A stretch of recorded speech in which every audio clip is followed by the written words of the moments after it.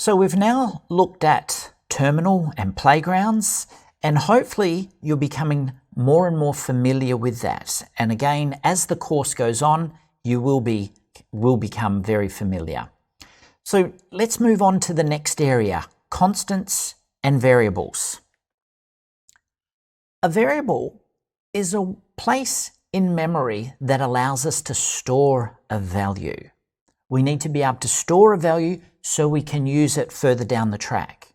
A constant is a value that won't change throughout the course of our program. It's constant, as it's called.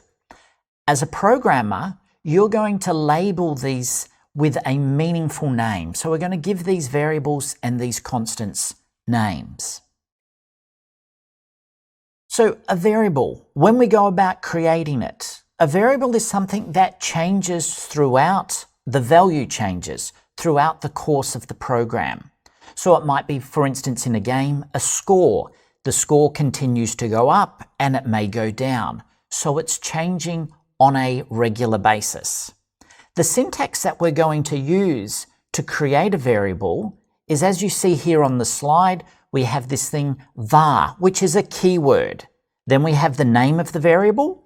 Then we have the equal sign or the assignment operator, and then we give our variable a value.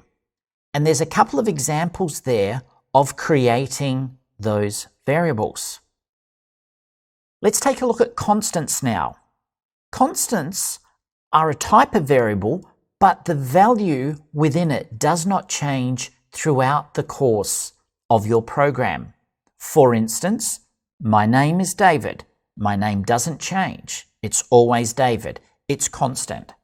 So the syntax within Swift to create a constant is here, let. So let is a keyword. And when we use that keyword let, it tells Swift this is a constant. It won't be able to change once we've assigned a value to it.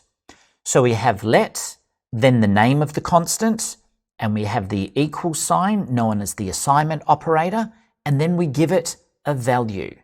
And in those examples there, we see we've created a capital city name, Perth, and we've also created the country name, Australia.